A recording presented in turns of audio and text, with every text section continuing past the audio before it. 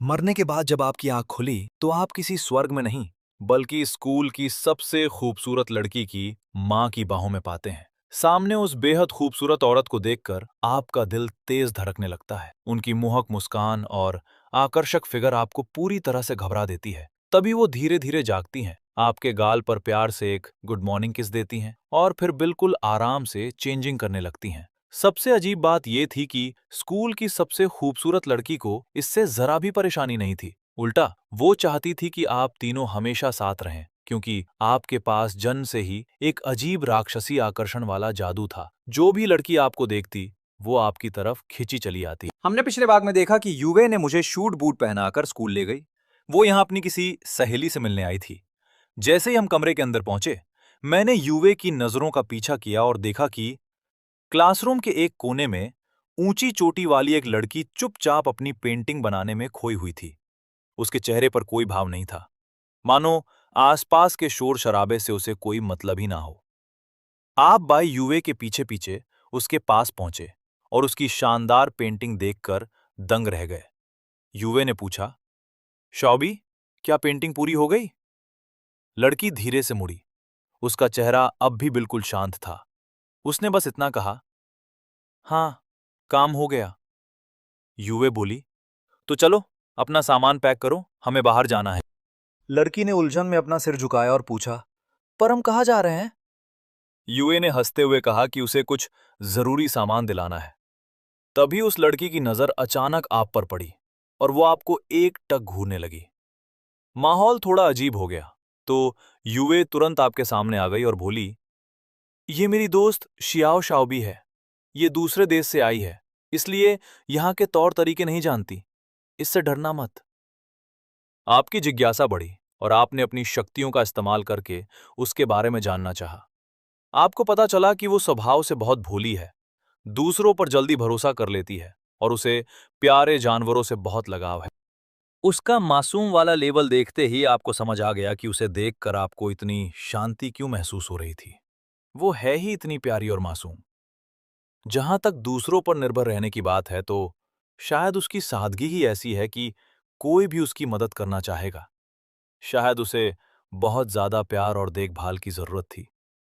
लेकिन जानवरों के प्रति उसका लगाव देखकर आपको थोड़ी घबराहट हो रही थी। आप अभी सोच ही रहे थे कि तभी शियाओ शाओबी ने पूछा, युवे, ये कौन है?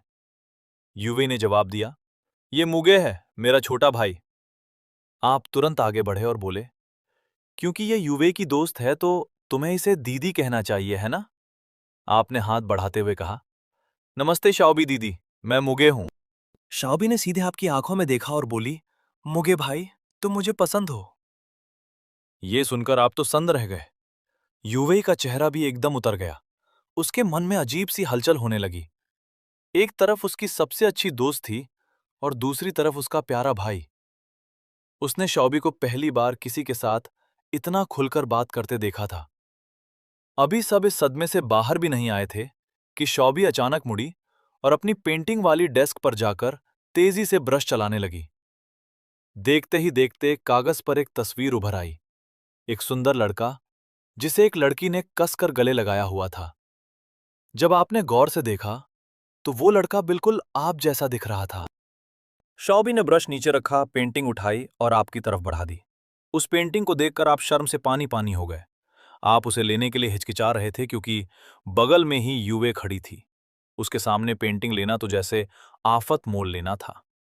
शौबी ने बड़े मासूम अंदाज में कहा, मुगे भाई, ये आपके लिए गिफ्ट है। कॉमिक्स में हमेशा ऐसा ही होता है। आप उलझन में पड़ गए। कॉमिक्स? हम गिफ्ट की बात कर रहे थे, ये कॉमिक्स कहां से बीच में आ गई? शौबी ने सिर झुकाकर बड़ी गंभीरता से समझाया, कॉमिक्स में जब हीरो हीरोइन मिलते हैं तो हमेशा एक दूसरे को गिफ्ट देते हैं। तभी युवे ने बीच में टोकते हुए कहा, भाई, इसकी बातों को सीरियसली मत लो। ये दिन भर कॉमिक्स पढ़ती है और उसी की दुनिया में खोई रहती है। इसमें ड्राइंग का टैलेंट तो बहुत है, पर इसके सिर पर बस कॉमिक आर्टिस्ट बनने का भूत सवार है। इतना कहते ही युवे ने झपटकर शौबी के हाथ से वो पेंटिंग ले ली। शौबी ने पेंटिंग देते हुए कहा, चूंकि ये शौबी की तरफ से उसके छोटे भाई के लिए एक प्यारा सा गिफ्ट है। युवे ने बात काटते हुए कहा, गिफ्ट? ठीक है, इसे मैं तुम्हारे लिए संभाल कर रखूंगी। युवे ने वो पेंटिंग झपट कर अपनी जेब में ठूस ली और आपको उसे लेने का मौका ही नहीं दिया। भोली भाली शाओबी ने बस हाँ में सिर हिला दिया। उसके लिए तो ये सब वैसा ही था जैसा उसने हमेशा अपनी कॉमिक्स की दुनिया में सोचा था। जैसे ही वे लोग आर्ट स्टूडियो से बाहर निकले, शाओबी फिर से एकदम शांत हो गई और किसी डरपोक चूहे की तरह आपके पीछे पीछे चलने लगी। युवे चाहती थी कि शाओबी उसके पास आए, पर शाओबी ने सिर हिलाकर मना कर दिया। अब युवे को पछतावा हो रहा था कि वो आपको साथ लाई ही क्यों। उसने आपकी पावर को कम आंका था। पार्किंग में पहुंचकर युवे ने आगे वाला दरवाजा खोला और कहा, शॉबी तुम आगे बैठो। उसने सोचा था कि आपको पीछे अकेला बैठा देगी ताकि बाहर की लड़कियां आपको देख ना सकें। पर शाओबी ने साफ मना कर दिया, नहीं, मैं आगे नहीं बैठूंगी। ये सुनकर ह्यूवेई का तो जैसे ब्लड प्रेशर ही बढ़ गया।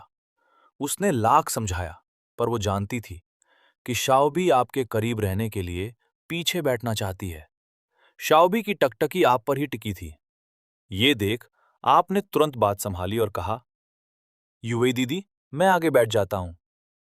सच तो ये था कि शाओबी की उन तीखी नजरों से आपको डर लग रहा था और आगे की सीट आपको ज्यादा सुरक्षित लग रही थी। यूएई को लगा कि उसका छोटा भाई वाकई बहुत समझदार है और वो खुश हो गई। लेकिन जैसे ही आप आगे बैठे, शाओबी की आंखों में पहली बार ऐसी उदासी दिखी जैसे उसका कोई प्यारा खिलौना छिन गया हो। रास्ते में आपका ख्याल रखते हुए यूवे ने गाड़ी धीरे चलाई, पर इसी धीमी स्पीड का फायदा शाओबी ने उठा लिया। वो धीरे से अपनी सीट से आगे खिसकी और पीछे से अपनी सफेद बाहें आपकी सीट के चारों तरफ डाल दी। अगले ही पल उसने आपको पीछे से कसकर गले लगा लिया। उसकी पकड़ इतनी मजबूत थी कि आप हिल भी नहीं पा रहे थे। शाओबी की इस हरकत ने तुरंत युवे को चौकन्ना कर दिया। वेई ने उसे देखा और ठंडी निगाहों से पीछे की सीट की ओर देखा, फिर झल्लाकर बोली, शाओबी तुम चुपचाप बैठो। कार में हवा मानो पल भर में जम गई। तापमान कई डिग्री गिर गया। चौंक कर शाओबी ने जल्दी से अपना हाथ पीछे खींच लिया। शुक्र है कि उसका विरोध रुक गया। कार जल्द ही एक बड़े शॉपिंग मॉल के सामने रुक गई। जैसे ही वो बाहर निकली, बाई युवे ने तुरंत उसे अपने पीछे छिपा लिया। फिर उसने शाओबी को दूसरी तरफ खींचते हुए कहा, शाओबी तुम वहां खड़ी हो जाओ। नहीं, मैं नहीं खड़ी होना चाहती। उसने अचानक अपना सिर उठाया और फिर से हिम्मत से कहा, मुझे मेरा भाई पसंद है। शाओबी, तुम्हें पसंद का मतलब नहीं पता। तुम बस अपने भाई को अपनी कॉमिक्स का मुख्य किरदार बनाना चाहती हो, है ना? तुरंत सन्नाटा छा गया। दोनों लड़कियां काफी देर तक एक दूसरे को देखती रहीं। फिर बाई युवे ने चुप्पी तोड़ी। हम इस बारे में बाद में बात करेंगे। चलो आज मैं तुम्हारे लिए कुछ खरीदती हूं। इस समय बाई युवे ने ठान लिया था कि वो उन दोनों को फिर कभी नहीं मिलने देगी। अगर यही चलता रहा तो सच में लग रहा है कि मेरी सबसे अच्छी दोस्त मेरे भाई की पत्नी बनने वाली है। बहन युवे, हम क्या खरीदने जा रहे हैं? हम शाओबी के लिए कुछ अंडरवेयर खरीदने आए हैं। तो मुझे जाने की जरूरत नहीं है, है ना? हाँ। अप्रत्याशित रूप से दोनों ने एक साथ जवाब दिया। तुम, जो 2 जन्मों से अकेली हो, अब एक महिलाओं के अंडरवेयर की दुकान में खरीदारी करने के लिए मजबूर हो। तुम बस मन ही मन प्रार्थना कर सकती हो कि वे जल्दी से खरीदारी खत्म करके चले जाएं। भाई मुगे, क्या तुम्हें लगता है कि ये अच्छा लग रहा है? शाओबी अचानक एक काली थोंग ऊपर उठाता है और उम्मीद भरी निगाहों से तुम्हारी ओर देखता है। आप अभी भी सोच में डूबे थे कि तभी वो फिर पूछने लगी, सच सच बताओ ना, कौन सा अच्छा लग रहा है? लग रहा था जब तक आप जवाब नहीं देंगे वो मानने वाली नहीं थी। आपने मजबूरी में कहा, काला रंग थोड़ा ज्यादा मैच्योर लगता है, लेकिन गुलाबी रंग आप पर ज्यादा अच्छा लगेगा बहन शॉबी। ये सुनते ही उनकी आंखें चमक उठीं। तो फिर मैं गुलाबी वाला अभी पहनकर दिखाती हूं। अरे नहीं नहीं बहन शॉबी, मजाक मत करो। लेकिन तभी आपने देखा कि उन्होंने अपनी स्कर्ट पकड़ ली है, जैसे सच में वहीं बदलने वाली हों। अगर आप 1 सेकंड भी देर करते तो वो सच में कपड़े बदल देती। अब आपको समझ आया कि बहन युवे क्यों कहती थीं कि शाओबी थोड़ी सी भोली है। आपने जल्दी से कहा, अरे रहने दीजिए, घर जाकर ट्राई कर लेना। शाओबी ने मासूमियत से कहा, लेकिन घर पर मेरी मदद कौन करेगा? बाई युवे ने माथा पकड़ लिया। ओ हाँ, तुम्हारा परिवार तो बाहर गया हुआ है। लगता है तुम्हें अपने भाई से ही मदद लेनी पड़ेगी। इतना कहकर शॉबी उम्मीद भरी नजरों से आपकी तरफ देखने लगी, क्योंकि आपने उसके परिवार से 1 हफ्ते तक उसकी देखभाल करने का वादा किया था। इसलिए आपको भी उनके घर ले जाया गया। ऊपर जाते हुए उन दोनों को देखकर आप थक कर सीधे सोफे पर गिर पड़े।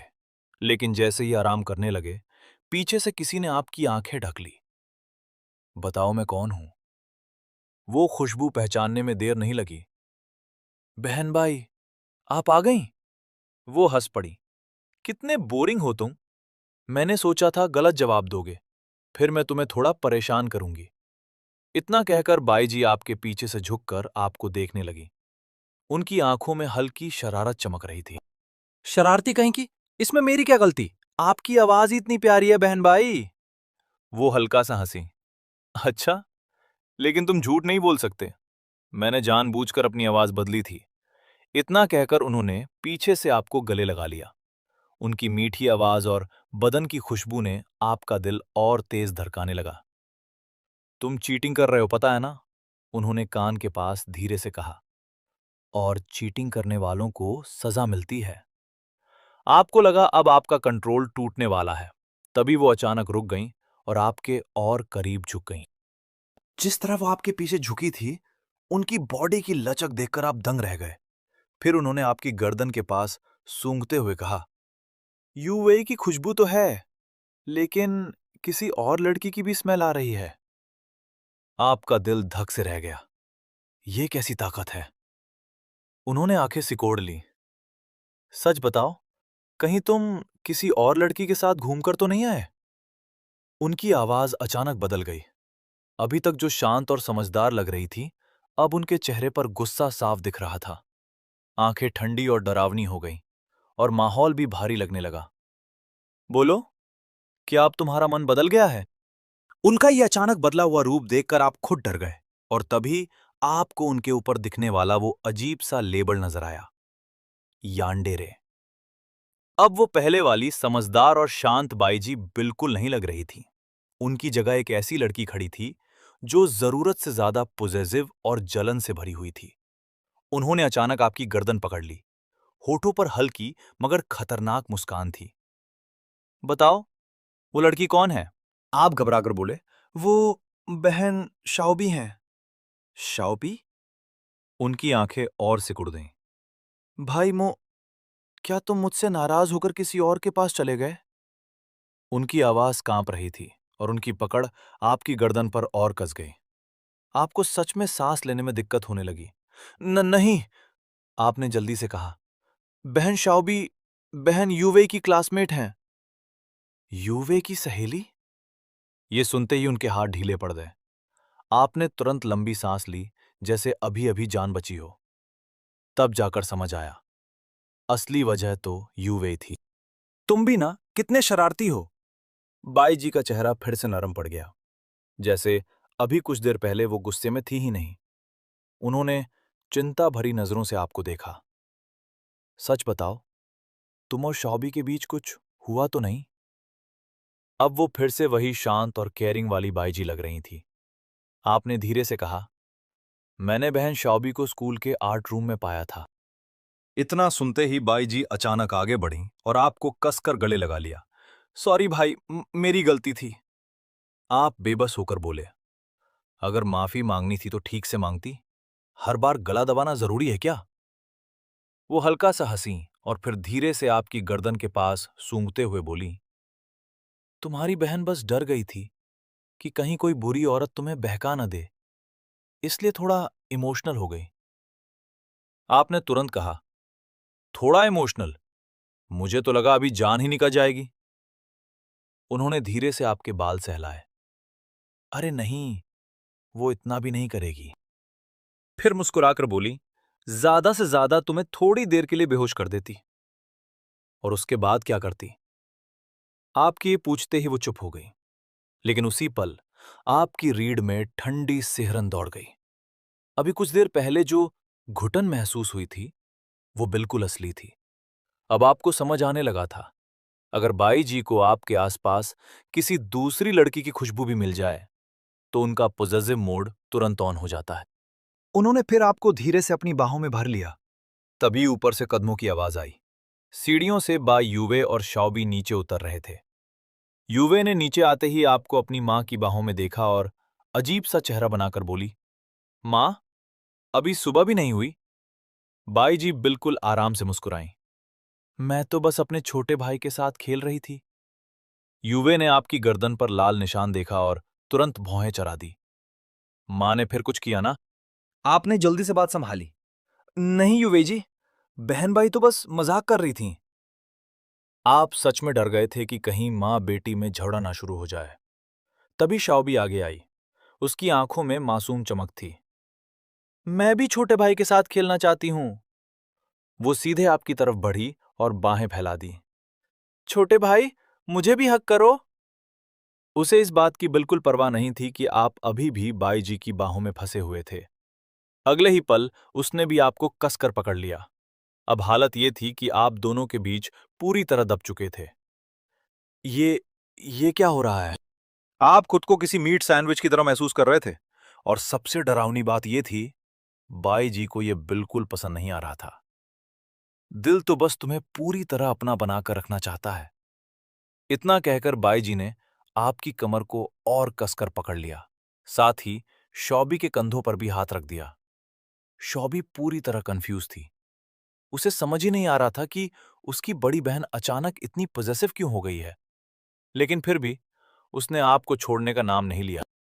बाईजी ने हल्की मुस्कान के साथ कहा, शाओबी, क्या तुम अपने गे को थोड़ी देर के लिए छोड़ सकती हो? शाओबी ने तुरंत सिर हिलाया। नहीं, मुझे मेरा छोटा भाई बहुत पसंद है। उसे जरा भी अंदाजा नहीं था कि उसके ये शब्द कितने खतरनाक साबित हो सकते हैं। अगले ही पल बाईजी की पकड़ आपके ऊपर और कस गई।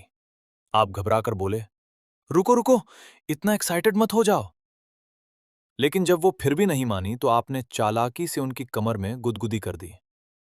अरे छोटे मुंह गे, बंद करो। बाई जी अचानक हंसते हुए ढीली पड़ गईं और आपने तुरंत मौका देखकर खुद को दोनों के बीच से छुड़ा लिया। अब आपको सिर्फ एक इंसान के पास सुरक्षित महसूस हो रहा था, बाई युवे। आप तुरंत उसके पीछे जाकर छिप गए। युवे ने भी बिना कुछ कहे आपको अपने पीछे कर लिया, जैसे बाकी दोनों से बचा रही हो। बाई जी ने हल्की नाराजगी और शर्मिंदगी के साथ कहा, इस छोटे बदमाश ने मुझे चुपके से गुदगुदी की। लेकिन अब उनके चेहरे पर पहले वाला खतरनाक गुस्सा नहीं था। उसकी जगह हल्की शर्म और नाराजगी थी। और धीरे धीरे माहौल भी शांत होने लगा। तभी आपने युवे के पीछे से झांकते हुए गंभीर चेहरे से कहा, देखो, साथ में रहना मुझे बुरा नहीं लगता। फिर थोड़ा रुककर बोले, लेकिन पहले कुछ नियम बना लेना जरूरी है।